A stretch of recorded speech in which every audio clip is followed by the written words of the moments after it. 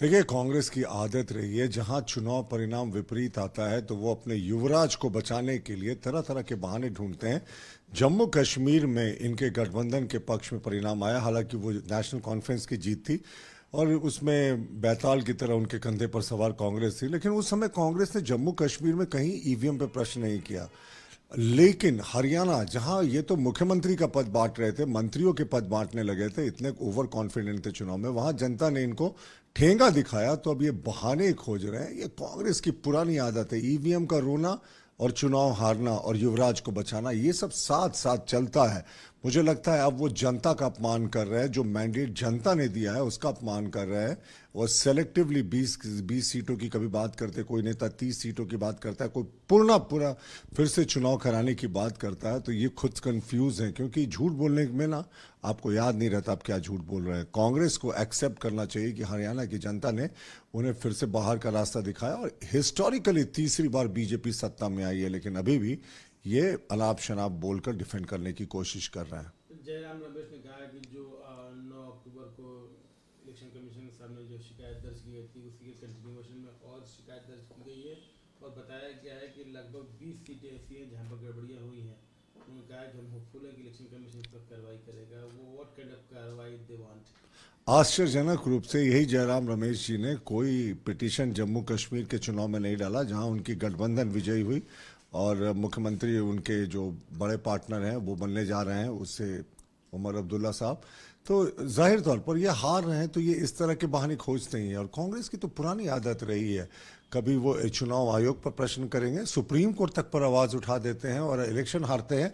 तो जैसे ही इलेक्शन के ट्रेंड्स आने शुरू होते हैं तो ईवीएम का रोना शुरू हो जाता है। जब कांग्रेस शुरुआत में 50-60 सीटों पर बढ़त बनाई हुई थी तब सब कुछ ठीक था, उस समय तो जलेबियां बांटे जाने की बात हो रही थी, लेकिन जैसे ही कांग्रेस हारी तो ईवीएम का रोना शुरू।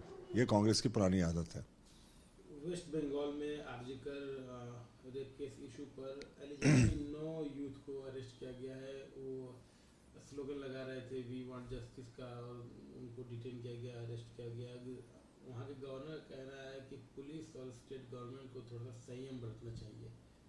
देखिए, वेस्ट बंगाल में तो अब ममता बनर्जी ये दिखावा करने की भी कोशिश नहीं करती हैं कि वो डेमोक्रेटिक गवर्नमेंट चला रही है। वो पूरे तरीके से तानाशाही सरकार है वहाँ। वहाँ पर अगर आप इंसाफ मांगेंगे तो आपकी गिरफ्तारी हो जाती है, लेकिन जो तृणमूल कांग्रेस के कार्यकर्ता गुंडागर्दी करते हैं, रेप करते हैं, वहाँ की लड़कियों के साथ लूटपाट करते हैं, रंगदारी करते हैं, उनको पूरी छूट दी रहती है। तो यही इस सरकार की असलियत है। इंसाफ मांगने की आवाज लगाने वाले की जब गिरफ्तारी किसी प्रजातंत्र में होने लगे ना, तो आपको समझना चाहिए कि वो जो तानाशाह है वो नीरो के समान हो गया है, पूरा उसका राज्य जल रहा है और वो बांसुरी बजा रहा है। हमें लगता है कि अब ममता बनर्जी जी का ये अंतिम कार्यकाल होगा मुख्यमंत्री के रूप में, क्योंकि उन्होंने प्रजातंत्र की हत्या कर दी है, अपना हक मारने वाले लोगों को गिरफ्तार कर, ये जो बेहद दुर्भाग्यपूर्ण है।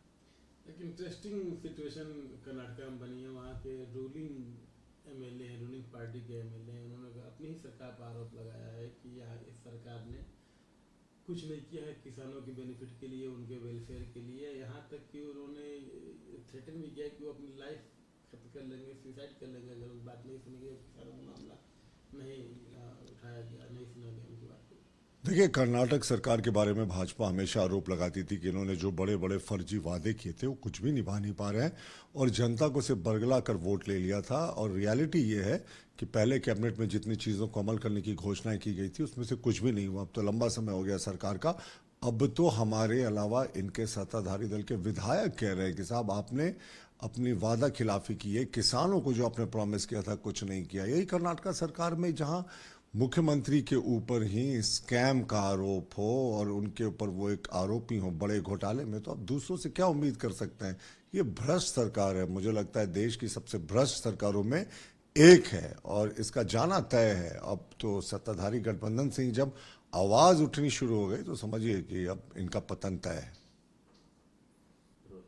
Congress has filed another fresh complaint with the CI saying that discrepancies in EVMs were done at least on 20 seats, demanding actions. Jairam Ramesh tweets that in the continuation of what they have submitted on 9th of October, they have again submitted the complaint, what we can call it a petition demanding action on at least 20 seats.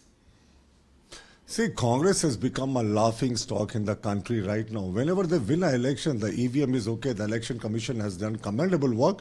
But whenever they lose an election, they are unable to digest the mandate of the people and completely blame the scheme of things on the Election Commission or the EVM. Now, they won the Jammu Kashmir in alliance with the National Conference, though National Conference was a major partner, but there were no questions raised on the elections or the EVMs in Jammu and Kashmir. And the same elections they lost in Haryana, and they started, raising the questions of EVM. This is the old tactics of question. They always go out of way to defend their Yuvraj.